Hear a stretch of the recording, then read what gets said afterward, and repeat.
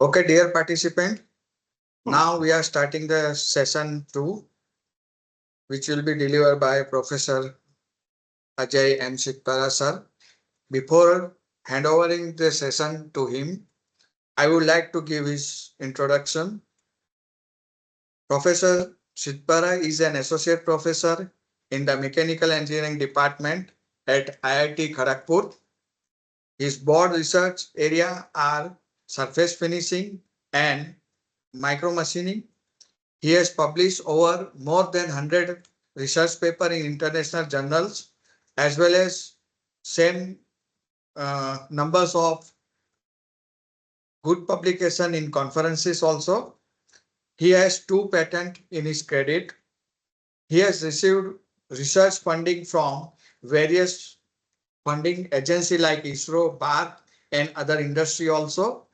He served as a vice chairman of the Career Development Center at IIT Kharagpur, as well as a vice chairman person for GATE GEM at IIT Kharagpur. With this brief introduction, now I would like to hand over the session to Dr. Ajay M Sidpara sir. Yeah. Over to you, sir. Okay. Thank you very much, sir. Thank you very much for your nice introduction. Let me share the screen.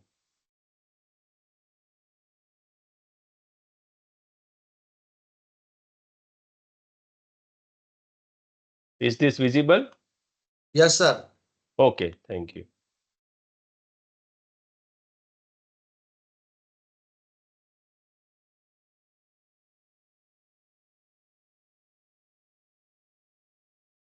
Okay, so good evening to everyone, and already introduction is over, so let me directly come to the point. So today I'm going to present our research work related to processing of carbide coatings. So you can see this, there are 2 images. The first one, whatever it is shown here, that is unprocessed carbide coating. That means after carbide is coated over a surface, and then what we observed that is not good for final application. That means you cannot ready to use those components. So you need some kind of post-processing. And mostly post-processing means cleaning the surface, making it to within the tolerance limit, reducing the unevenness and all these things. So you can see the second image, whatever it is shown here. So that is a processed or that is polished surface.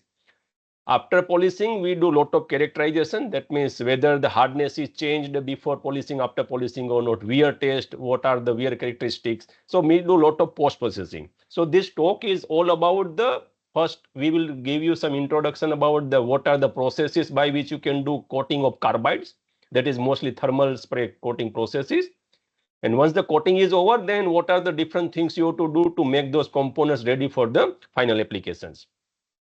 So you can see generic application of the coatings. You need coatings wherever you required surface to be wear resistance, corrosion resistance, heat resistance, and those things are important because let us say that you want to make cutting tools. So if you take the first example here, these are the cutting tool. If you do not do coating on the cutting tools, still it can do machining operation, but the life of the cutting tool will be little bit low because you are using the uncoated tool and the strength or the hardness of those uncoated tools are little bit low. So what we do that we do lot of coating like carbide coating is there, then you can do diamond like carbon coating is there, TIN coatings are the titanium coating are also there. So these are the coatings are very heat resistance, they are very wear resistance, corrosion resistance. So basically you are improving the property of the substrate material. So we can do a thin coating, we can also do thick coating. So this cutting tools are basically thin coatings where we do not do coating more than 20 micron, 30 micron. Where the other 2 applications are there, the middle one and the last one, where these thin coatings are not that much preferable. So because here the wear or aggressiveness are very large, and here we do thick coating. Thick coating means I'm talking about more than 100 micron to maybe you can go up to 400 micron also. So these are the coating processes where you can do thick coating. So these are the thermal spray based processes. And if you see the cutting tool, mostly this is done by the CVD and the PVD processes.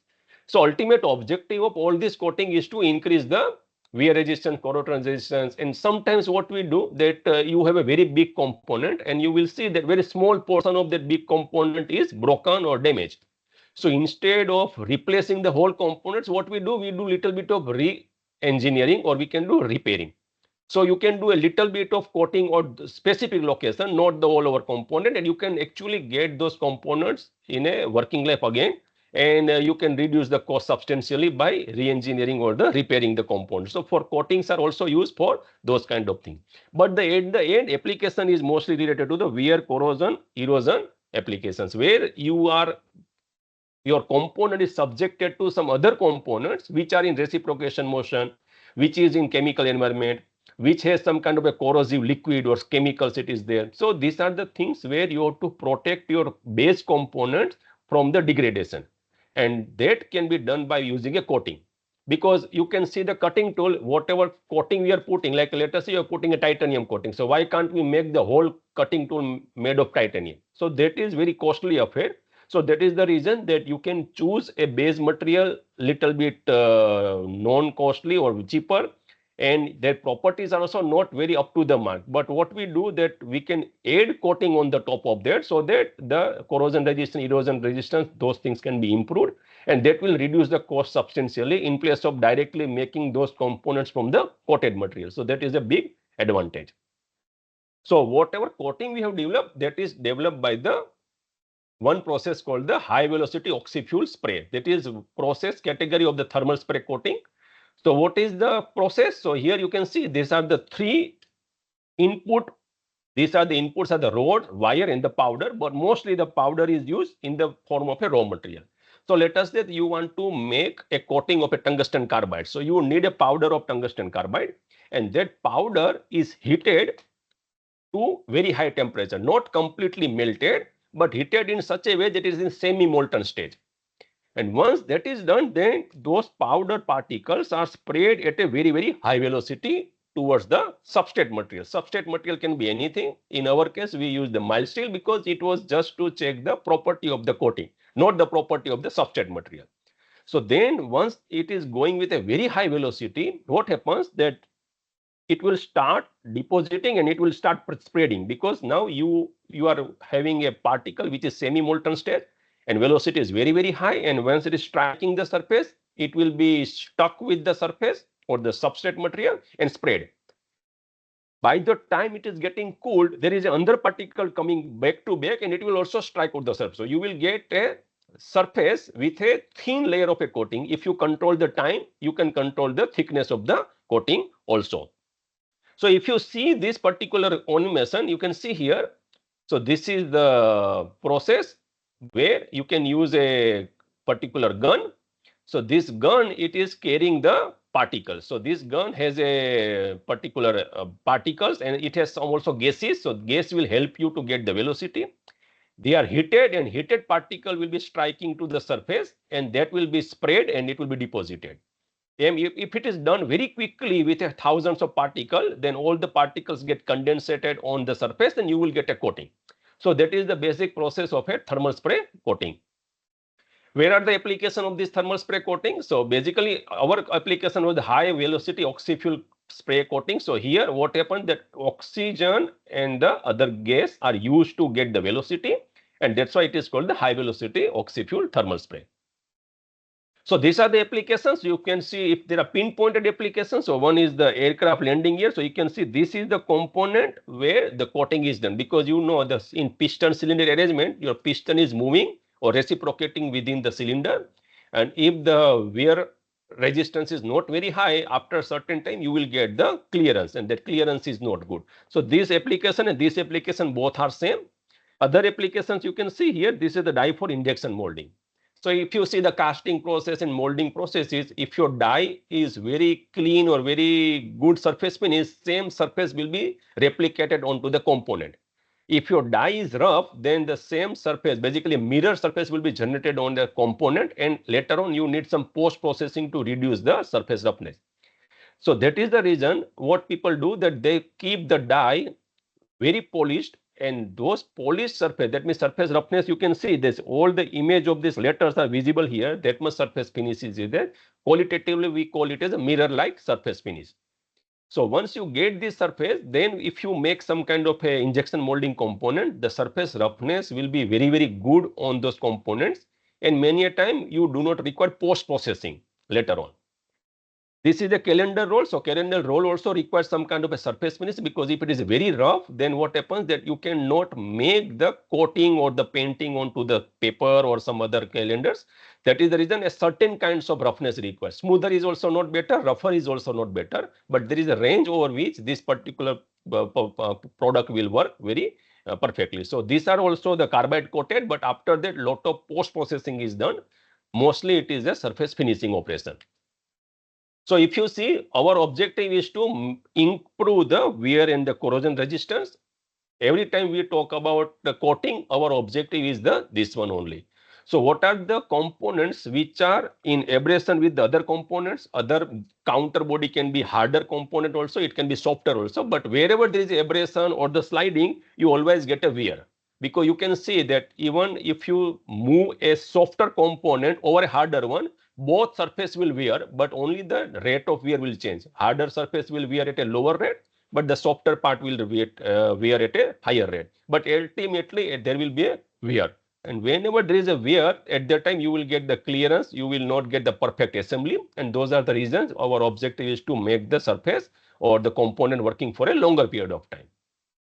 So there are other applications are also there, the pump sealing, housing, extrusion die, crushing roll, exhaust fan. So these are the things which were subjected to something which is abrading the surface, which is sliding over the surface. It can be a solid material also, it can be particulate also, it can be chemical also, it can be a extremely high hot air also. So these are the different counter body. It can be liquid, air, or the solid body. Everything will create a problem on the surface. So that is the reason coating is required.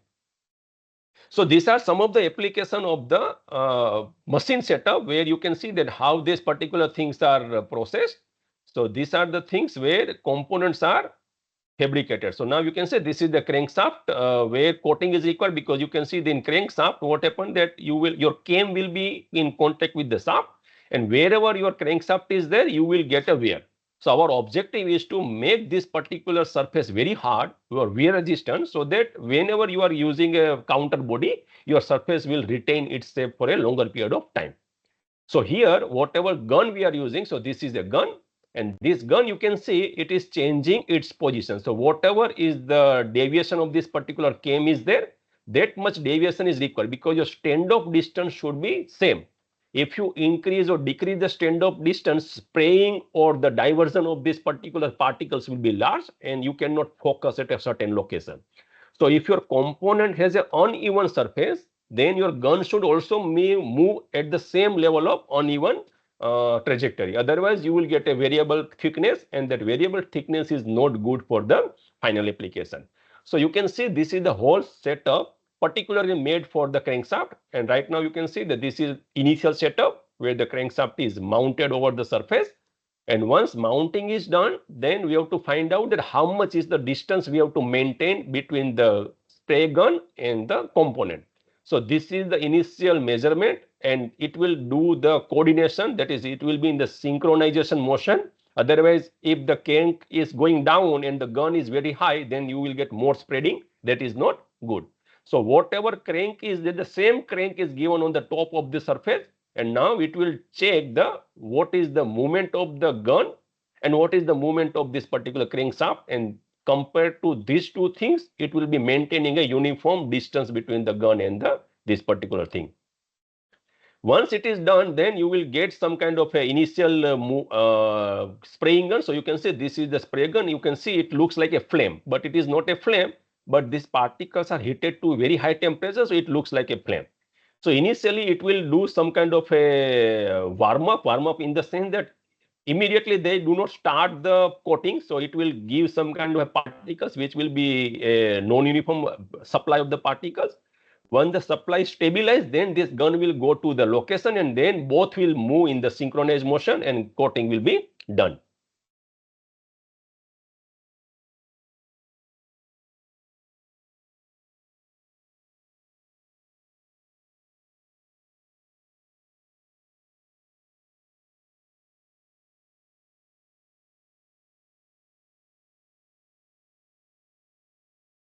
Right. So now this, you can see that now the distance remains same. If this is not happening, let us say this is gun is at the same position, but this is rotating, then you will get a very non-uniform distance or coating on the surface, and that is not good for the final operation. Similar to the, if you see the other components, over here the thing is that you have different setup for different components. If you see this setup looks like a lathe, right? So only objective is, in place of a cutting tool, we are putting a thermal spray gun here, and that is doing coating, and this component you can consider it is mounted on a headstone. So here you can see that it is coating is being done, and this is for the cylindrical components which are very large.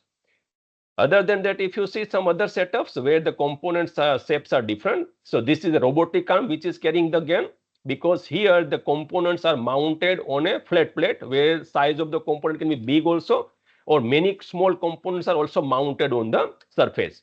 So that is the way we can do the coating. So you can see here these are the components and this is the gun, and now once the stabilized arc is generated, the stabilized supply of this thing is generated, then it will do coating on the surface.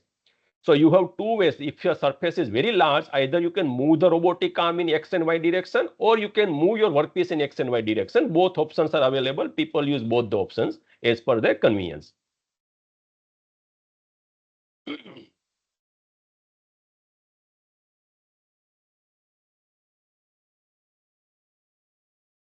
Now this is the coating process on the flat surface.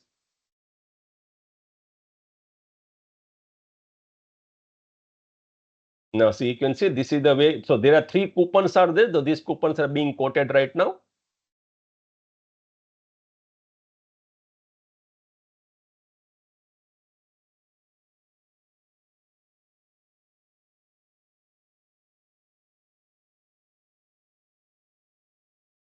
And once the coating is done, then they also do measurement of the thickness, because they have initial measurement of the thickness without coating, and if they do measurement again, they will find out how much is the thickness. This is a spherical component, so now you can see that the way curvature is there on the component, similar way you need a trajectory of this gun, otherwise you will not get a proper coating if the distance between the gun and the component is changing. This is another setup where the components are being coated on the vertical setup. So you can see the top one is like a lathe kind of setup. This bottom one you consider like a vertical milling machine, and the component is mounted on the chuck at the bottom. It is rotating like indexing table, and same thing it is doing coating over the surface. So these are the different setups by which you can do the coating on the different components. Setup is very simple, but what is the right thing you have to do is the proper mixing of this particle with the air, maintaining the distance, temperature maintenance, and at what scan rate you can do the coating. Because if you move the gun very quickly, then what happens, you may find that your coating is uneven. That means some locations coating is, it is scattered coating. If you go very slowly, what happens, then it will be the over coating. You don't require coating like a 500 micron, but if you do not control the motion with an optimized value, sometimes will be overcoating, sometimes will be undercoating, but you require a certain value, and that is the reason that gun travel is also important. That will be basically feed rate. So now what are the processes? You can see that fabrication and processing of the coating. So first thing is the material. So which kind of material? We have seen there are three different rod is there, particles are also there, mostly particles are used. These are also conventional nanostructure and the CNT reinforced. Now what happens that when you find that this is the substrate material and these particles are coming at a very, very high velocity on the surface. So now if surface is not having any roughness, then what happens, the deposition or sticking of this particle also become an issue. So you require to have a proper surface or the base surface of the substrate material, then only coating will be effective. Otherwise, what happen? You will get a coating of this much thickness, but the later on this whole layer can be peeled out because adhesion between the substrate material and this one are not very good. So that should not happen. That's why you require to have some kind of a post treatment or basically pre-treatment, not the post-treatment, pre-treatment of the sample over which you require. So you require some kind of a texture generation so that your particle will be gripped. The first layer of the particle should be stick with the surface. Next layer will be generated on the other layer. But the first layer is touching the substrate material, so that interface should be very, very confirm. Otherwise, it will create a problem. So that is the reason there are different kinds of what we can say that conventional powder. Conventional powder, it means if it is a tungsten carbide, it is tungsten carbide only, nothing else is there. Nanostructure means these particles are spherical particles in conventional, but in nanostructure what happens? They are spherical, but it has some roughness here. So this roughness will help them to pin or club together with other particles, because with one particle is a roughness, another particle also has a roughness. These two particles will stick with each other. That means their cohesiveness is very high. That is the reason their bonding is improved. Sometimes if you require very high hardness, then what you do, you use some kind of inclusion. So these are the CNT, GNT, graphite nanopat layers, because their hardness are very high. So they use this thing as a reinforcing agent. So that will improve the bonding between the particle also. Its hardness is also very high. So you can get the better hardness compared to the conventional one. So that is also advantage. So once you select the material, next process is the deposition, means which process you have to use. So within the thermal spray, you have a plasma spray, detonation gun spray, HVOF, what we have used, cold spray is also there. So these are the processes by which you can do coating. Once the coating is done, I will show you some of the images. The surface is very, very rough. You will find lot of particles are stick very loosely. Some of the surfaces are very uneven. That means roughness will be more than 5 micron also in many cases. And that is the reason you cannot use these components directly. So you require post-processing. Post-processing means removing this damaged layer or removing loose particles, improving the surface finish. Those are the post-processing steps. So basically, you want to remove a certain layer of a material so that you will get a proper deposited layer on the top surface. So we do the grinding operation, ball burnishing, step adaptive grinding, chemical assisted step adaptive grinding. These are the things where we have worked. Then laser remelting is also there. Suppose you have your surface is like this one, the coating is like this one, very highly rough. Then what we do, if you use a laser beam here, it will melt this top layer, and this earlier whatever irregularities are there, these irregularities will be settled down because it will be melting this top surface, and this whatever the part is, this will be filling the cavity. So peaks will be melted and it will go into the valleys, and that's why you can smoothening the surface. That is the reason also laser remelting or the friction stir processings are also used to make the component ready for the next operation. Once the post-processing is done, what we do, we want to check whether there is any change in the properties or not. Because after deposition, you have one component. You measure the hardness, then you see the corrosion resistance. You can also see the fracture toughness, wear resistance. After polishing, your surface is altered now, right? Because something you have removed. Now you check whatever things you have checked here before finishing, then again do the after finishing also, and check how much change is there, wear resistance, how much change in the wear corrosion resistance. If there is no change, that means you are maintaining the properties, higher is better in most of the cases, then you are not damaging the component by doing this post processing. Otherwise, you have to control the post processing so that you can maintain the required properties. So first thing what we do, powder characterization. So you can see these are the tungsten carbide powder particles.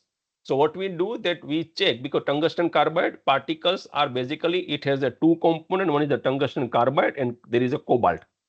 Tungsten carbide is a hard and cobalt is basically a binder. So when they are heated, tungsten carbide is not melted, but the cobalt is almost melted, but not completely in the molten state. So it will help the particles to create some kind of a coating over the particles, and then whole thing will be deposited. So you can see these are the particles. Particle size was almost like a 45 micron plus 11 microns. There is a variation because you cannot make all the particles at the same size. Once you get the particles, then what we do, we select a single particle, any of the single particle, and then we take the cross section. So how do? We do the cold mounting of this, and then we do the diamond pasting and the polishing, so that these top particles will be cut down from the center. That means this top portion will be completely eliminated by diamond grinding. So now you can see this is the cross section of these particles. So you will see two kinds of color. One is the light gray and another is the dark gray. So this light gray is the tungsten carbide and the dark gray is the cobalt. So that is inside also something is there. And if you see particle porosity is very, very low. You may get porosity higher than the 0.75 at the time of a deposition. But within the particle, the porosity is very, very low. Now, once you complete the coating process, what you see, you will see the two phase, because we have two phase. One is the tungsten carbide and there is the cobalt phase. So in the coating also, you will see the two phases. So you can see this tungsten carbide particles are actually covered or are completely merged with the cobalt phase. So if you do measurement of a micro hardness, where the micro hardness, what happens, indenters is very bigger in the size compared to the nano hardness. So what happens that once you will see, let us say these are the two phase, one is the tungsten carbide, another is the cobalt. And if your indenter size is very, very big, this much big, and if it is pressing, what happens, it is pressing both the things. So you do not know that what will be the individual hardness of these phases. This is good to measure the overall property of a coating. But if you want to see microscopically and nanoscopically, at that time you have to have indentation on individual phases.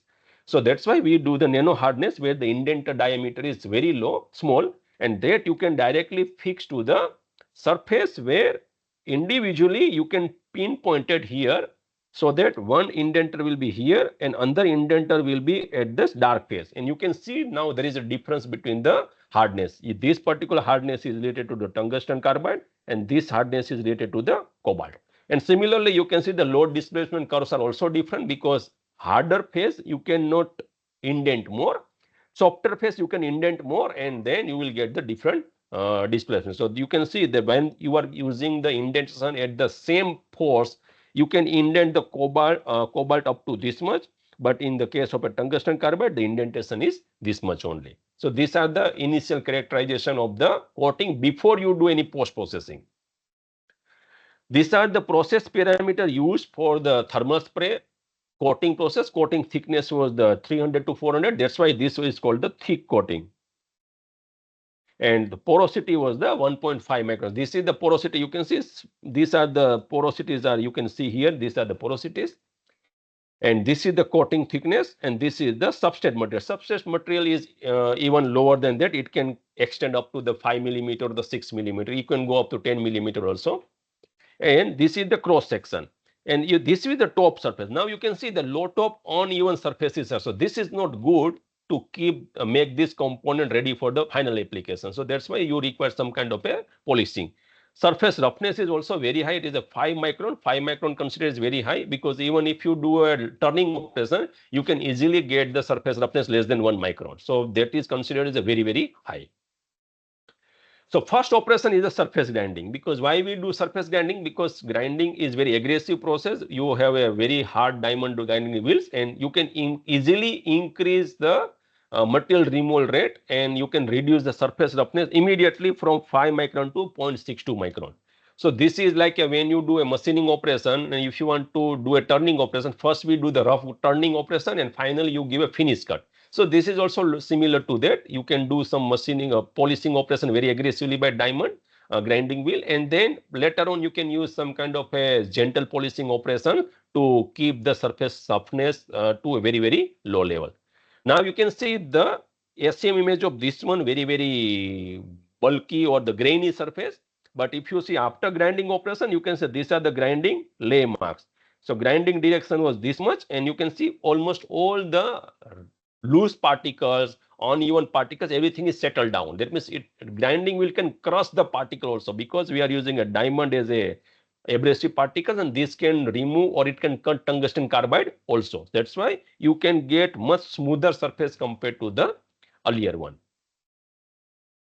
So now once you apply grinding wheel, we consider grinding operation as an aggressive operation because it can aggressively remove the material. And so once aggressively interaction is there, you will get lot of residual stress. That means these are the stresses generated on the surface. These are basically surface property. If you measure the stresses within the bulk material, you will see that there is no stress involved because grinding is attacking the very thin layer on the top. So you can see this transverse and the longitudinal residual stresses, it is this much in the A spread because A spread surfaces has no mechanical interaction other than the particles coming at a very high velocity. But when you apply grinding operation, now mechanical interaction increased, and because of that, you will find the increase in the residual stress also. And these are the compressive residual stress because you are doing operation in the compression mode because you are removing something, you are not elongating something. So most of the cases, compressive residual stresses are good for the final operation. Now, after that, what we observed that if you take a cross section of this the ground surface, this is the top surface, and this one is the cross section. So what it is showing, if you see, this is the coating, and there is a thin layer generated. This is the deformed layer. What is deformed layer? Because grinding wheels interacting with the surface at a very high aggressive action. So some thin layer, maybe few microns, 2 micron, 3 micron is also deformed. So now our objective is that we have to remove this layer also out. This layer we don't want. So grinding cannot remove this thing, but grinding is generating deformed layer. We have to remove that. So that's why we require some kind of a gentle finishing operation which will remove the surface, and now whatever the smooth or the very fine grinding or coating surface, that should be on the top surface so that you can use that particular component for the end application. So what we use a shape adaptive grinding operation. So this shape adaptive grinding operation is also a grinding operation, but here it is a flexible. So now if you see this wheel is also look like a grinding wheel, but only abrasives are located on the top surface. These are the diamond abrasive particles. That's why we call the diamond abrasive polishing pad. So it is a pad. This pad has a pressure sensitive adhesive, so it can be stuck or it can be stick on any surface. And this abrasive has a lot of abrasive particles bonded on the surface. This bonding can be resin bonded, it can be metal bonded also. Now this particular pad, it is mounted on a polyurethane pad. Polyurethane pad, there's some elastic band is there. So if you are pressing this particular grinding wheel lower side, now you can see this is the grinding wheel and this is the workpiece surface. Now what happens if it is a conventional grinding wheel, then what happens if you go downside, you cannot have a depth of cut like more than 10 micron or 20 micron because this is rigid. Your workpiece is also rigid. If you press it more and more, then what happens after certain time, either your workpiece will be damaged or your grinding wheel will be damaged. But in case of this one where grinding wheel is there, but this is a thin layer which is elastic in nature. So you have a workpiece now, and now when this particular wheel is pressed, you can press up to 500 micron to 1 millimeter also. Why? Because this particular cushioning action, elastic nature, which will spread the grinding wheel like this one. So now you will find the pressing is very, very large on the surface, and you can see the area of contact is also increased because it is deformed. It is like a self deformation action because of the elastic nature, and this is not possible in the grinding operation. That's why this elastic or the shape adaptive grinding is better in controlling the forces. It cannot do removal of the material like a grinding wheel. If you want aggressive machining operation, you better go with a grinding. But if you want to have a gentle action on the workpiece surface, then you can go with the shape adaptive grinding. Now there are two setups. This is called the wheel based setup, where you can see the wheel is horizontal mounted, and this is a vertical setup where the tool is like a vertical milling cutter, end mill cutter, right? So here this is the same thing. Both the cases, abrasive particles are mounted at the bottom. Then you have flexible rubber. Then you have a fixture. Here rotation motion is this one. Here rotation motion is this one. So depending on the curvature, depending on the complexity of the component, you can use any of the setup, and both are effective in a certain applications. Now we are using abrasive particle. You can see this is the top layer which is having abrasive particles, and it is a single layer abrasive. So after that you will not find abrasive particle within the core. But in the conventional grinding operation, you can see that if you take a cross section of the grinding wheel, you will find abrasives everywhere, because throughout the grinding wheel abrasive particles are there. But that is not the case here in the shape additive. So what we need to do, we need to see that up to what time you can use the same abrasive pad. Because if you see the abrasive pad, abrasive particles are like this way, right? And after certain time, what happens, that abrasive is interacting with the surface. So it is removing the material from the workpiece. So where that removed material will go? Some of the material will be thrown away, but some of the material will start filling the cavity, this one. So this is called the tool loading. In grinding operation, we call is a grinding wheel loading, where the chips are filled in the cavity, and that is not good, because now because of the filling cavity, the projection of these abrasive particles are reduced, and this will work like a smooth surface, and then your material removal effectiveness is reduced, and that should not happen. So if you see, these are the fresh pad where the abrasive particles are clearly visible, and it has a different particle. This is a 15 micron diamond particles, 30 micron and the 40 micron. So if you see, the particles are different in the size, and these are the used ones. So if you say used one, you will find lot of white pages here.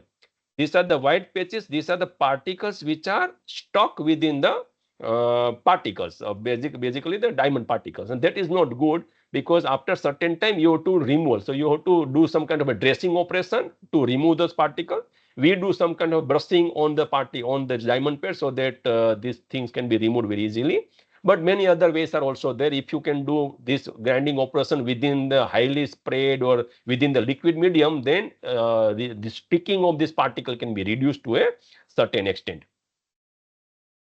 Now, after doing this operation, what we got a very smooth surface. Now you can see this is the coated components. After that, we applied a grinding operation. That component is not shown here. And after grinding, we did a SAG. Now you can see the reflection of this pattern on the surface. Nothing is visible. You can see here, clear cut mirror image is generated. Why? Because you are getting a surface roughness of a 5 nanometer. So we started from a 5 micron. Then from 5 micron, it was reduced to 0.7 micron by grinding operation. And from 0.7 micron, we are reducing to 5 nanometer. That is very, very clean surface. And that you can see qualitatively here. And quantitatively, you can see the surface is very smooth. And the deformed layer of the grinding is also removed now, because this is a gentle operation which can remove material at a very lower rate, but very precisely. It cannot damage the other material or other surface. So that way we have removed that layer also. Now this surface is ready to use for the final operation. Before we use, we do lot of study on the wetting also. So what is the wetting? Now let us say that this components is subjected to some kind of a chemical environment, where the chemical in the liquid form is touching the surface. Now if the surface is like this one, and then chemical is touching the surface, chemical should not stay on the surface, right? So if the surface is smooth, this chemical can fall down easily.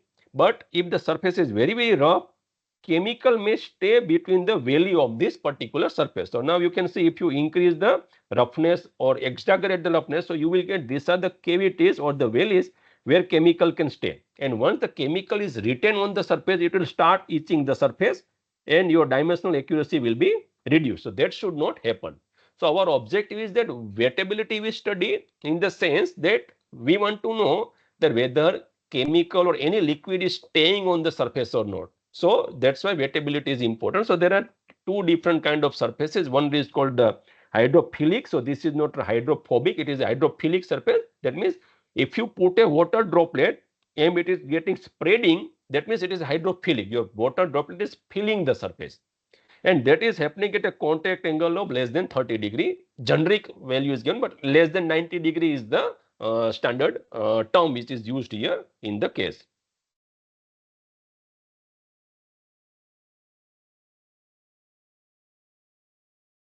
And if you put a water droplet, but it is not spreading like that, but still there is a little bit of spreading. That spreading angle, how do you measure? You can measure it as you create a tangent to the water periphery and with respect to the surface of the workpiece. So this angle, it is the angle. So now it is, this one is a 30° and this one is like that. If you put a water droplet and a water droplet is not spreading at all, it is remaining in the spherical form. That means surface is not allowing this water droplet to spread. So that is called the super hydrophobic surfaces. So if the chemical is there and chemical is spreading like this one, then interaction of the chemical with the surface is very large area. And that means your surface get corroded very quickly. If the surface is like this, where the chemical is not able to interact or not able to spread over a larger area, then the chemical interaction is very low here, and that is what is required in our case, right? So that's why this surface, whatever we have generated, it has some capability of doing a different wetting in the case. So in generic or the natural phenomena, if you see, this is called the lotus effect. In the rainy season, you might have seen lot of water droplets on a leaf. And if you tilt this leaf little bit, all the water droplets will fall down. That means it will not slide, but it will roll. Why? Because if you microscopically see this surface, you will see lot of projection. These are the micropillars are there. Within the micropillars, if you increase the magnification, you will see roughness over a roughness. So these are the other micropillars are there. This is called the composite roughness. So this is the micro scale and this is at a nano scale. So these projections are not allowing water droplets to spread. And when you tilt this particular little bit, these water droplets will start rolling over the surface and you will find the surface of the leaf free from complete wetting. It is as dry as the in non-monsoon season. So that is the surface which is generated. So if you can engineer this kind of surface which is available routinely in the nature, you can have a different wettability on the component. So these are the ways we can do the study. So there are three components now. What are these three components? One is the A-spread component, second is the ground component, third one is the nano finish component after SAG, right? So we will see what is the response of the wettability of these three surfaces. One is the surface roughness is in terms of a thousands of nanometer, where the second one has a roughness in terms of the 200s of nanometer, and this one has a roughness in terms of tens of nanometer. It is less than 10 nanometer. So scale difference is very large. One is in the single digit, second is in the 2-digit or 3-digit, and this is extreme end of the third digit, 3 digit. So that is the reason, if we can see how water particle is interacting with the surface, we can find out which one is better for a certain applications. So one is the static angle. So what is the static angle? So static angle is that means you put a water droplet, you have a particular surface, putting on a horizontal plate, the surface is not getting tilted. You put a water droplet here and you will see how the water droplet is interacting. Amount of height from which you are supplying, what is the size of the droplet, those things are also input parameters, but those parameters are constant. So we are not considering those are the variables. Right. So here you can see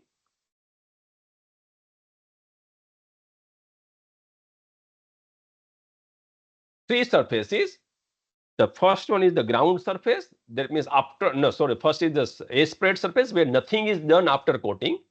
Second is the after grinding operation, and third one is the after nano finishing operation. So you can see the first one where the water droplet is put, but water droplet is not able to spread. Why? Because you can see lot of irregularities are there. If irregularities are there, that is also at a micron scale, because if you see this scale is a 2 micron only. So these are the micro irregularities similar to that lotus leaf, right? Then spreading is little bit less. After grinding operation, what you are doing, you are removing this or destroying these micro irregularities, you are making the surface almost flat. So now because of the flat surface, now your water droplet is not getting any resistance, not getting any kind of a structure, microstructure or nanostructure, which is not allowing this water droplet to spread. That is the reason spreading is little higher compared to the first case. So you can see the contact angle is 76. Now if you further reduce the roughness, now hardly there is anything which is pinning or which is attracting the water droplet. So that's why this particular surface, you can see it has a spreading angle. That means water is spreading to a larger extent because there is nothing which is holding the particles, water particles. That is the reason. Now, why this is happening? Now, if you see the first case, what is the thing? You will find our if you see the earlier particle was like this one, and it is like a outer shell was the cobalt, and this inner shell was the tungsten carbide. So basically, your tungsten carbide particle was hidden below the cobalt because cobalt is a soft material. You are heating, so cobalt is melted to a larger area, but the tungsten carbide is not melted. So in this particular case, whatever the top portion you will see, you will find most of the things is the cobalt because carbide is beneath the surface.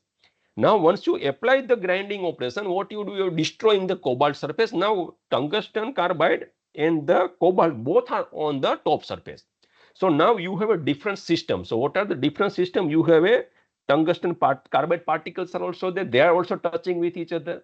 You have a cobalt binder is also there. So these are the two separate systems. Then you will find a boundary between the tungsten carbide and cobalt. You will find the tungsten carbide particle is also touching the tungsten carbide particle. So if you see the surface energy, these are the theoretically measured the surface energy. If the surface energies are different, the wetting is also different because it is directly connected with the wetting surface. Then what we did the dynamic wetting. So dynamic wetting means you have a flat surface, you are putting a water droplet here, then slowly you are tilting this particular plate, and then you see at what angle your water particle starts sliding. So that is called the sliding angle. So now you see the three cases. This is the coated, this is the grinding surface, and this is the SAG surface, the nano finish surface. So these are the three cases are there. And now if you see the angle at which your particle is getting slide, these angles are different. Now if you see the first one, A spread, if you start increasing the contact angle right from 0 to some degree, let us say this is the increase in the theta, then at 41 degree or 42 degree, your particle starts sliding. That means it is pinned.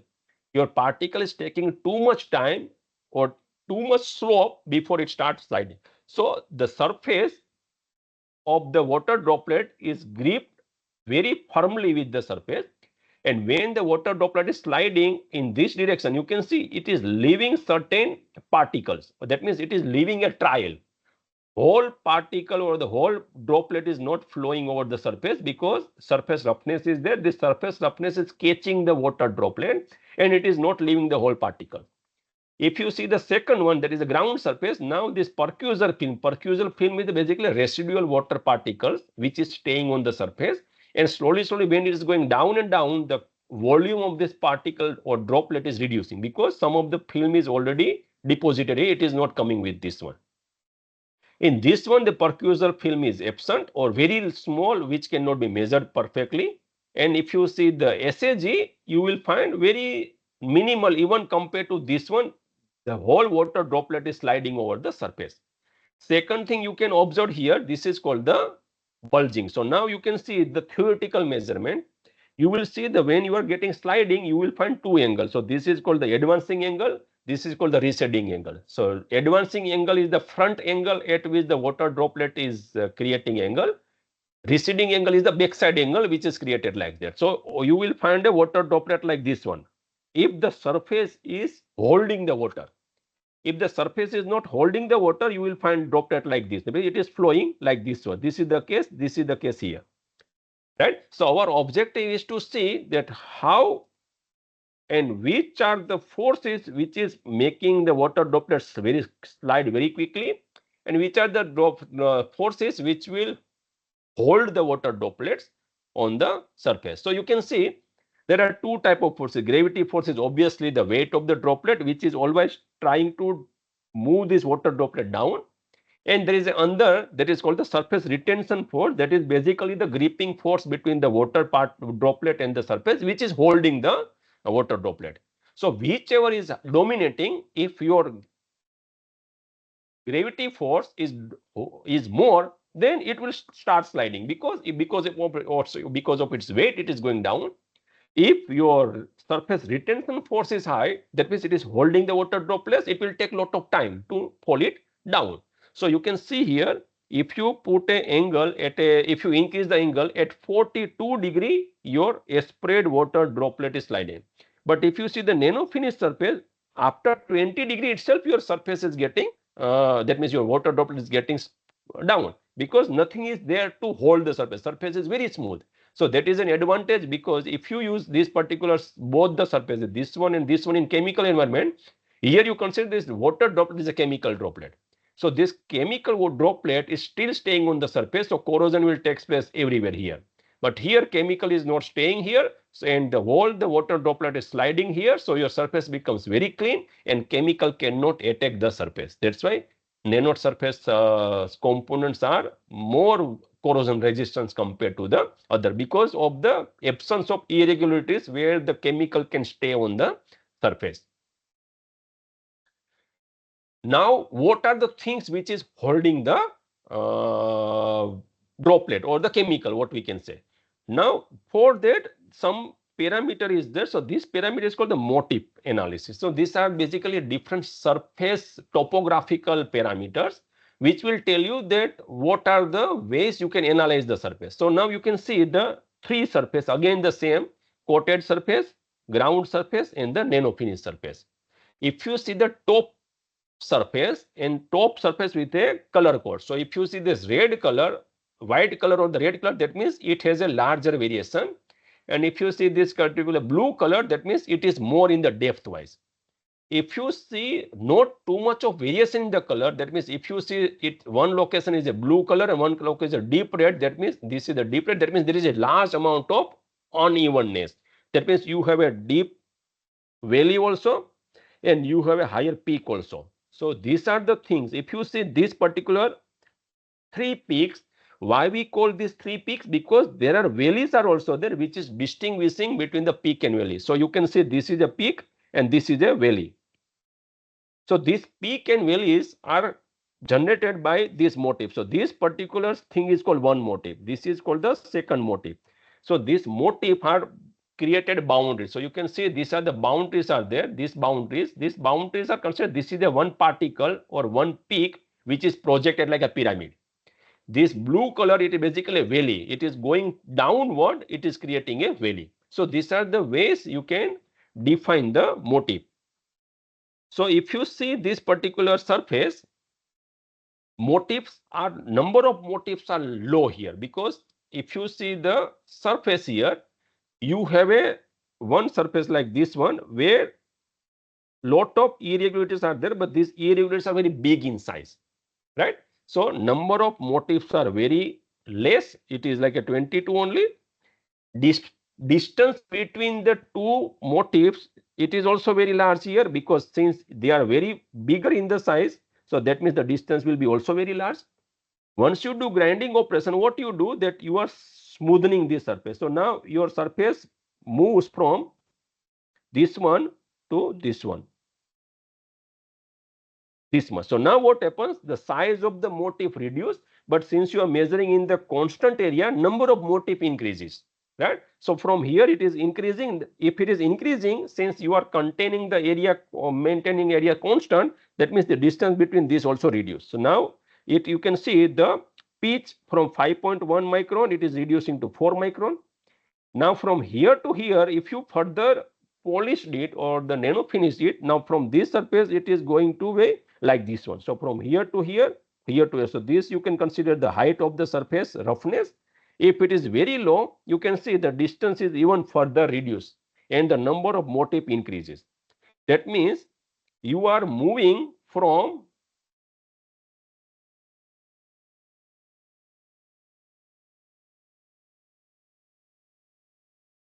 this one to this one. We are not talking the middle one, that is the grinding. So let us directly talk from this to this. Now water droplet, whatever we are using it, water droplet will be like this one, and in this case water droplet may be like this one, because this smaller peaks many are there which is holding the water droplet. But in case of a bigger particles or bigger valleys or bigger peaks, you will see that water droplets is supported by a few peaks only. But in this case, water droplets are supported by many peaks because these are very small in the size. That is the reason that when you are inclining the surface, this will be going smoothly on the surface. But in the case of this one, where the water may enter like this way also, and that is pinning more. That means the contact area between the water droplet and the surface roughness is very large. Here contact area is very low, and that is the reason that you will get the surface that means sliding very quickly in case of a nano finished one. This is the high-speed camera images captured at a 3 surface. This is the coated surface, this is the ground surface, and this is the nano finish one. You can see the time frame. This is a 0 millisecond. It is going to the 110 millisecond. You can see how the droplet is interacting. First, this is the droplet about to touch. When it is touching, it is spreading. And since this is kept at a certain angle, so you will see the droplet is sliding because angle we have kept in such a way that in all the 3 cases we will get the sliding. And once it is sliding, you will see it is leaving the water droplet here. So this is called the percussor film, that whatever we discussed in earlier case. So basically when the water droplet is traveling from here to here, it is leaving certain amount of water content here, and the water droplet will that means it is reducing in the volume. And that is the reason your Fg also reduced, because Fg, one of the component is the mass. Its mass is reducing. So the value or the importance of Fg or the gravity force will reduce, and that is the reason your water droplet will take time to fall down. In the case of a second one where the surface is smoother than the top one, here also you will find the percussor film, but this is much lower, smaller than the top one. And the lower one where the surface is extremely smooth, the water droplet will completely fall down, and you will see the surface is completely clean. No water traces are observed on the surface. So in case of a surface which is not flat, or the flat surface is mounted at a certain angle, you will get no chemical or no liquid staying on the surface. If that is your objective, then this surface is better compared to the other 2 surfaces. And if you see the video, this is the video where this surface is the top one is the ace coated surface, this one is the nano finish. And if you put a water droplet from the top one with a syringe, you will see the water is not staying on the surface. But here you will see lot of water droplet is staying. So you can see it is taking time to go down. But here you will see the surface is getting clean compared to this one. So that is an advantage of keeping the surface ultra smooth than the rough surface. Then the wear study. So what is the wear study? In the wear, we know that now wettability is clear. Now whether there is a change in the wear rate, that is the wear resistance is also important, because why we do coating, we want to increase the wear resistance. So after coating, after post-processing or before coating, what are the characteristic of the wear that we have to study? So we use the pin on disc kind of a instrument. So there is a pin which has a counter body, and disc is basically the workpiece where it is mounted, and we created a particular circular path. So this circular path is created at a speed of a 0.1 meter per second. Track diameter, this diameter is a 9 millimeter. Sliding distance, that means if how long you are continuing this, it is a 500 meter, and the load, counter body load was the close to 13 newton. Now if you see the A spread, ground, and the nano finish one, if it is A spread surface, you can see the depth of this particular path. If you take a cross section here, you will see this almost 17 micron depth is created. That means is wear of that particular path is 17 micron. Here it is drastically reduced from here to here because it is a 2.3 micron only. And if you see the nano finish one, it is very low. It is less than 1 micron. Why it is happening? Because here if you see there were a lot of loose particles, uneven surfaces. So those are not giving resistance to the deformation. And those particles can be immediately removed, and you will get a very high wear rate. So this is not good. After grinding, your wear rate is increased because your wear depth is reduced. That means it is telling you the lower is the wear depth, better is the wear resistance. It is improved, but still you consider that after a 500 meter of a distance, you will get a 2.3 micron material removed if it is a reciprocation motion or something like that.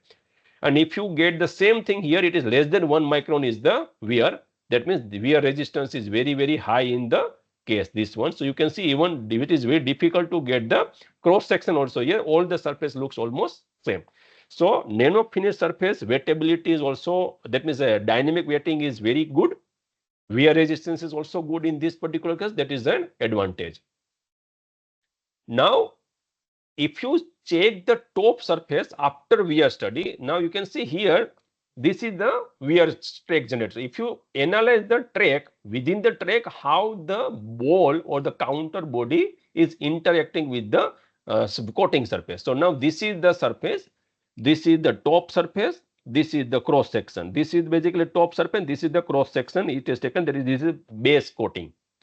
And this is what you are showing, it is the particle which are removed by this part, because once you create a track, the track is creating a cavity. So what happens to these particles, whatever is removed from the surface?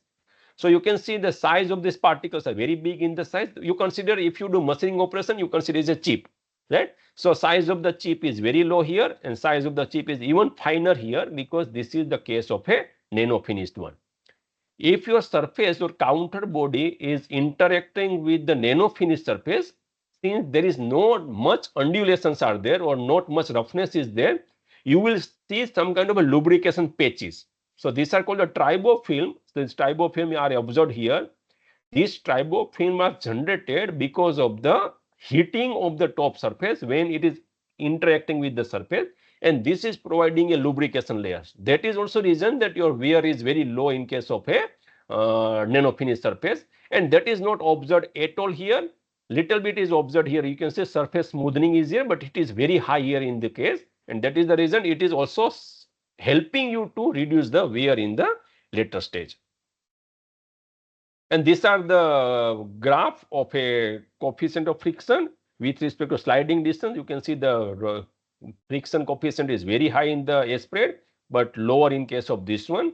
This is the coating wear rate. That is obviously we have seen of that circular track. This is very high here, and it is very low in case of a nano finish one. That is also advantage in the other case. So at the end, I want to tell you that we are doing lot of work on coating surfaces, and my research area related to the surface finishing and the micro machining. Whatever I have explained you here, this is related to the surface finishing of a coating. At the end, you require a coating finishing. We do lot of polishing on the titanium alloy. Titanium alloys are widely used in the biomedical because it's biocompatible material. Tungsten carbide coating, we also do oxide coating. We also have some faculties working on the cold spray. So we have also electroless plating surfaces. Many things where you apply coating, but after coating, surface is rough, because that is the nature of a coating. Surface whichever is generated after coating, most of the time in the case of a thick coating, it is always rough, and that is the reason you always require a post processing. Basically, it is a surface finishing operation to get those things out of the surface. Magnesium is a very lightweight material. So after machining operation, we do the micro machining operation and see what is the burr formation, because if you see the normal conventional machining operation, burr formation is very big in size. So you can do the wire brush and you can easily remove. But in case of a micro machining, where the size of the channel, whatever you created, it is like 100 micron, 500 micron. If you use a metallic brush, it will destroy the structure also, because these microstructures are very gentle. So you require gentle polishing operation, like whatever SAG what we have used here. We have some other flexible abrasive polishing processes are there, which also we do use. Then we have lot of coatings, nickel phosphorus coatings are also there. Then we do lot of copper polishing, because coppers are used to have some kind of a high conductivity materials which are used in the nuclear and other applications. PMMA, mostly microfluidic channels are fabricated on PMMA, because these are the polymer material which are very transparent in nature. So if you create a microfluidic channels or micro mixer, you can easily study the flow, because visualization is very quick or very transparent way, so that you can see what is the diffusion between the two liquid film, where the turbulent flow is generated or not. So lot of things you can do there. Applications, our micro machining is targeted towards the biomedical. We do a lot of fabrication of micro needles, micro channels, micro mixtures. Those are the things we generate. Then we have a lot of works related to the space mirror. This was the project supplied by the ISRO, where you create a mirror, but after mirror fabrication or coating of the mirror, surface roughness was very large. So we need lot of polishing operation. Wear or water repellent, that I explain what is the wettability we are using. Aerospace application, most of the applications related to micro machining, where we create a micro nozzles, where the fluid study can be studied. Automobile application or automobile parts, where again the nozzle comes into picture, where the fuel is coming with a multiple nozzle or the multiple point fuel injection system MPFI are there. So these micro nozzles or micro holes are generated by micro EDM, laser, electron beam machining, lot of things are there. We generate our own micro tools also, because we have wire EDM and the micro EDM. Because sometimes when you do machining at a 500 micron or something, you can easily get commercial tool which are very cheap. But when you are targeting a micro channel like a 200 micron or something, tools are available, but those tools are very costly. That's why what we do, that we purchase a conventional 500 micron tool, and after 500 micron tool, we would with a wire EDM or the micro EDM to reduce that micro end mill cutter to less than 500 micron. So basically, we are purchasing a cheaper tool, make the reducing diameter, and whatever tool we are getting, that tool is still cheaper than the tool which we are buying with the same dimension. That is the thing. Tool life improvement. So we study lot of tool wear, tool loading, and tool roundness. Those are the things we do. And surface finishing can also be done to improve the aesthetic. That means if it is a very lustering, that means it's appealing the surface. What are the surfaces? We do polishing on the flat surface. Surface finishing on the flat surface is very easy. That means you don't require too much of knowledge about the parameter setting. But as soon as you get the surface finish, surface components free form or the complex surfaces, then the part program or the tool path start playing role, and you have to maintain the cutting forces uniform all over the surface. Otherwise, you will get the variable surface roughness. Because we have seen in the coating operation, if the distance between the nozzle and the workpiece is changing, you will get the variable coating also. Similar to this, if your cutting forces are different at different location, you will get the variable material removal rate. So certain location you can remove the more material because that surface is projected more. Certain location your tool is not compressed too much, so tool becomes gentle. So you will get a different roughness. That is not good. Delicate micro features, because after machining of micro nozzle or micro mixer, you cannot do aggressive machining or aggressive post processing. So you need a gentle polishing. Sometimes what we do, you do electro polishing, because in electro polishing, chemical is attacking the surface, not abrasive particle grinding. So that is very good.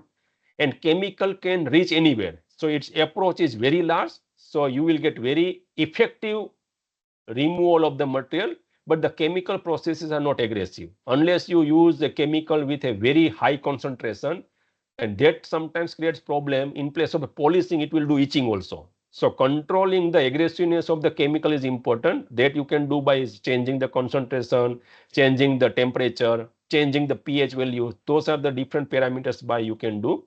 And we do lot of size. That means you can consider this micro feature size are starting from 100 micron, and bigger size you can go in terms of the hundreds of millimeter. So we have large area of the surface in terms of the feature, in terms of the shapes. So that's all from my side, and I gracefully acknowledge the funding support from various institutes and the funding agencies. Major fundings came from the IIT Kharagpur itself, because we had some competitive grants from where we got few crore rupees.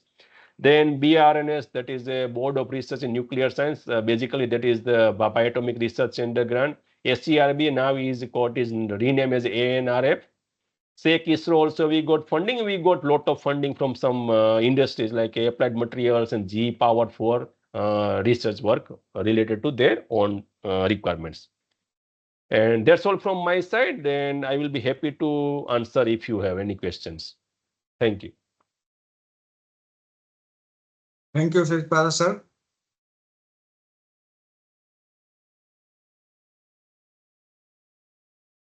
Participant, if now we are opening the session for question answers. So anybody has doubt or questions, please put in the chat box or you raise your hand.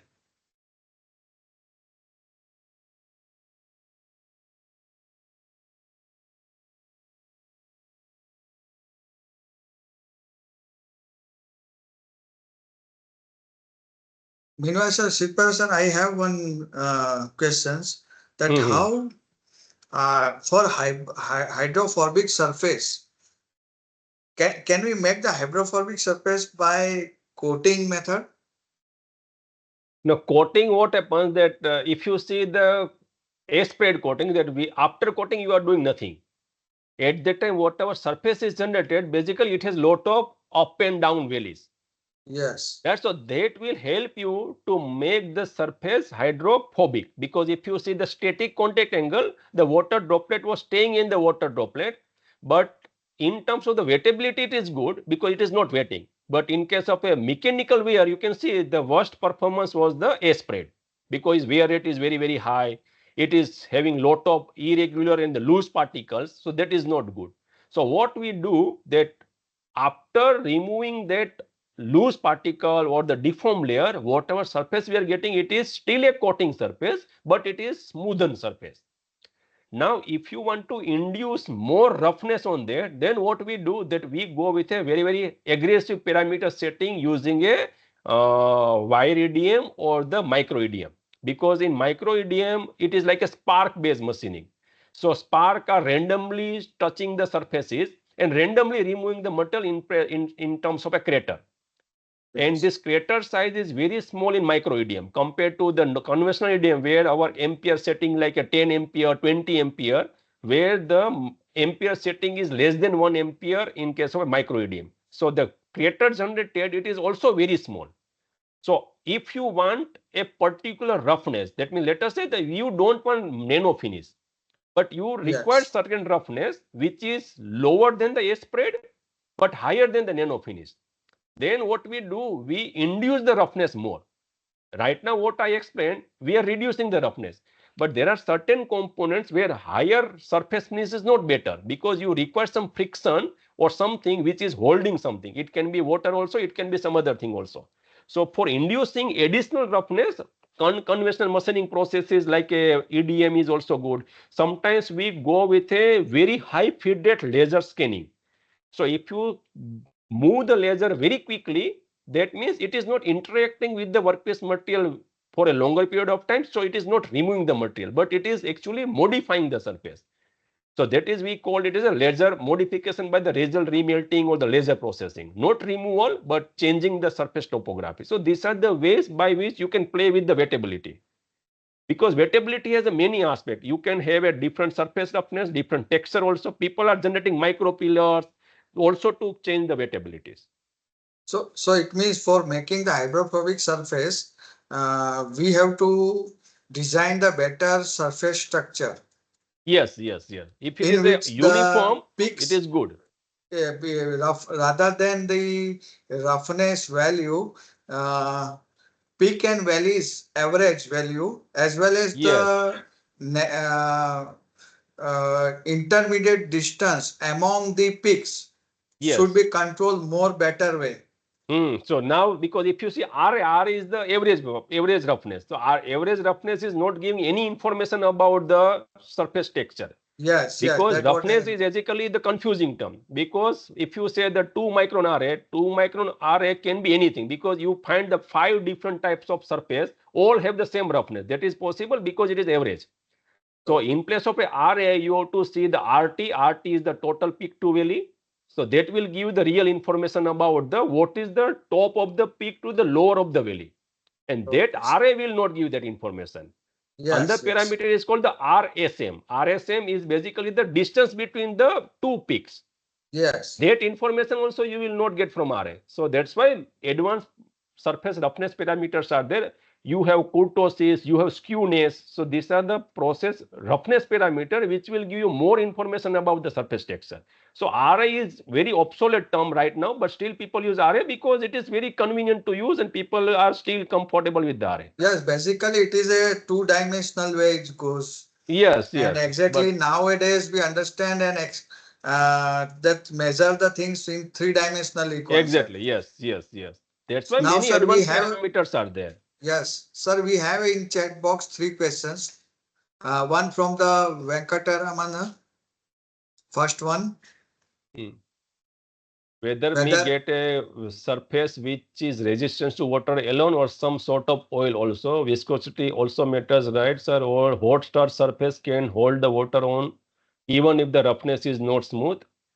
Is there any direct relationship between temperature of the surface and adhesion property? Yes. So because what we do, we also do lot of study in the heat transfer lab. So now if you see that you have a one component which is a room temperature, highly polished surface, another component also with a similar surface roughness, surface finish, but at a very high temperature. So what happens then? Boiling and condensation start playing role. In the room temperature workpiece, when you put a water droplet, it will follow the similar thing what I have shown you in the image, because all these experiments were done in the room temperature. But if you heat the surface like a 40-degree or 50-degree temperature, if you put a water droplet, what happens? The water droplet will start jumping. You will see lot of YouTube videos where the droplet dynamics is measured on the normal surface at room temperature and the hot surface. So water droplet is very small in the size, and smaller size has a very large surface area but very low volume. So surface to volume ratio is very, very high, and that will create a problem of staying of the water droplet on the surface. You will find the complete fusion of the water droplet as soon as it's touching the surface, because the surface temperature is very, very high. So temperature always makes the difference there, and you increase the temperature, but you have to also see that the higher temperature is not changing the property of your base material. Because if you see the aluminum is very conducting material, copper is also very conducting material.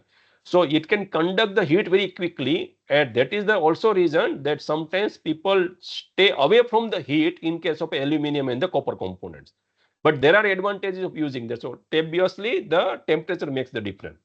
Viscosity also makes the difference, because whatever we have done experiment, these are all the water based. We have not used any oil right now, but people have done a lot of experiments with the oil also, with a different viscosity, with a different grade also, because their molecular structures are different with a different grade of the oil. And then also they do checking of the wettability. So that study is there, but we have not done any work on the oil. Other peoples are doing. And how can we decide the coating material or the parent material with respect to the bonding? Yeah, so now in case of we are using mild steel because that was for our research purpose. But if you see those actual application where the landing gear application was there, then the turbine blade was there, then the turbine wind tunnel was there, many things are there where the base material has also some strength. Now, how bonding takes place between the base material and coating, that is decided by the preparation of the surface. So you cannot do coating on any material. Before that, you have to prepare the surface. Preparation on the surface means that you have to clean the surface. You have to create a micro texture, because a completely smooth surface cannot hold this particular liquid droplet or the semi molten droplet particles which is coming at a very high velocity. So lower roughness is also not good, very high surface roughness is also not good. Then you require lot of coating to just fill up the valleys. That is a wastage of the material. So you have to prepare. You will see lot of surface papers where the paper target or the concentrated is only the preparation of the surface. Coating is a different ball game. Before that, if you do not prepare the surface to a certain extent, you will get a coating, but coating will delaminate completely from the surface. So bonding is ensured by preparing the surface, creating a little bit of textured surface, because you are inducing the roughness there. And that is the reason you will get the bonding perfectly on the surface. Then cobalt-based coating said to be hazardous. What is the recent environmental friendly coating? Which will it provide some performance application or not? See, coating we have done is tungsten carbide cobalt, where the cobalt is very lower in the phase. Why we use cobalt? Because it is helping as a bonding material. Actual material was the tungsten carbide only. So cobalt is helping as a bonding material, as a binder, but still people use lot of coating where tungsten carbide is there. Hazardous material, I am not sure in which sense it is hazardous. It is not flammable material. It is still helping to prepare a coating. So I am not worried. I am not sure about what is the hazardous means.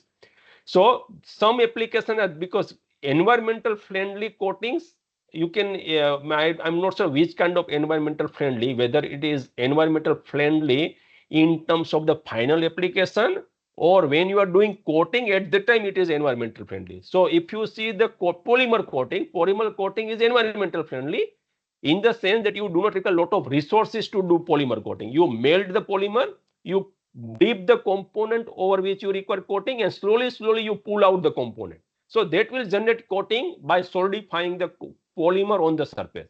But these polymer coatings are used to protect the surface against the very mild wear. Polymer coating cannot sustain the aggressive wear. Polymer cannot sustain the higher temperature.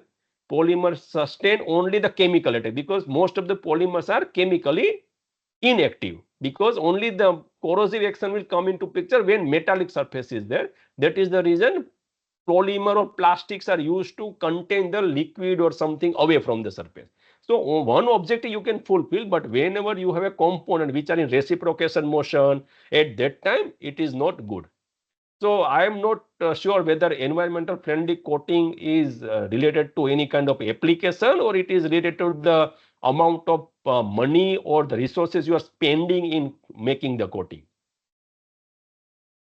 Can carbide grain size affect the coatings? Obviously it will affect. If you use very smaller particle size, what happens? It will be choked in the nozzle, because basically particles are stored in a tank. Then it is carried away by the air or the gases. And if the particles is very small, then what happens? It will be clubbed to, it will be deposit, it will be actually block anything, because smaller particles are very big, very large in number. So smaller particles are not good because it will choke the nozzle. If you see the bigger size particle cannot stick with each other properly because it has a very large surface area. So if you see two particles close with each other, their interparticle bonding is very low. So smaller particles are also not good, higher particles are also not good. So that is the minimum or the working range of the particles are around like a 20 micro to 40 micro. So that is an optimized range. If you have particle within that range, it will do wonderful thing. Carbide coatings have stresses or not? So yes, because we have seen that after doing carbide coating, because of the temperature and because of the high velocity impact, you will get certain compressive stress. But those stresses are very low compared to the machined stresses whichever are generated after grinding or the machining operation. Carbide or nitride. So see, if you see the silicon carbide and silicon nitride, both are harder material, but nitrides are costly in processing, while carbides are comparatively cheaper in processing. So processing stages will decide which one is good or which one is bad, because both are considered as a harder coating. Nitrides are very specific for application, which are considered as a little bit higher. But if you see the literature, sometimes people say that tungsten silicon carbide is harder. Sometimes some specific application will say silicon nitride is harder. But there is no clear-cut boundary. Depending on which kind of particles you are using, depending on which coating process you are using, your hardness will change. But both are used, but both have a separate application base. So what kind of work was done for the staircase? So that was the making of a composite mirror. So let us say that you are using a very big mirror. So right now people are using metallic mirror which are very heavy. That means if there is any kind of a disaster or movement, that means you want to transport, it is very heavy. So they wanted to reduce the weight without reducing the strength. So what we are working, we are making the that is composite baking material. So earlier baking material was aluminium. And if you make a composite strength is better than the aluminium. still it can maintain the shape. So composite was the base material, but you can see you can make very good mirror finish by diamond turning on aluminium, but you cannot make the same surface finish on the composite material because your epoxy will create a problem. So we did lot of work on the coating on the composite material, metallic layer. Once the metallic layer is generated, then we do polishing operation, because composite material is a non-metallic, so you cannot have direct coating like a mild steel, because we can directly go with a coating on the mild steel like what we did here. Same thing cannot be applied on the composite. So first part stop was the coating of the composite and then the polishing.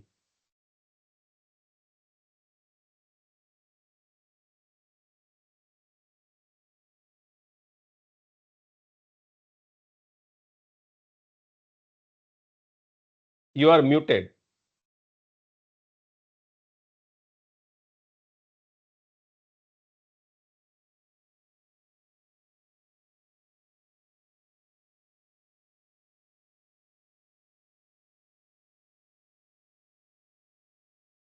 You are muted. Probably nobody is listening you. Yeah. Yeah. Yeah. Now it is clear. So, is there any question, further question from the participant? Okay, if not there, then we end up this session. I thanks to Dr. Sidpara sir for giving us his valuable time and giving us the very informative talk as well as certain research direction too. Thank you very much, sir.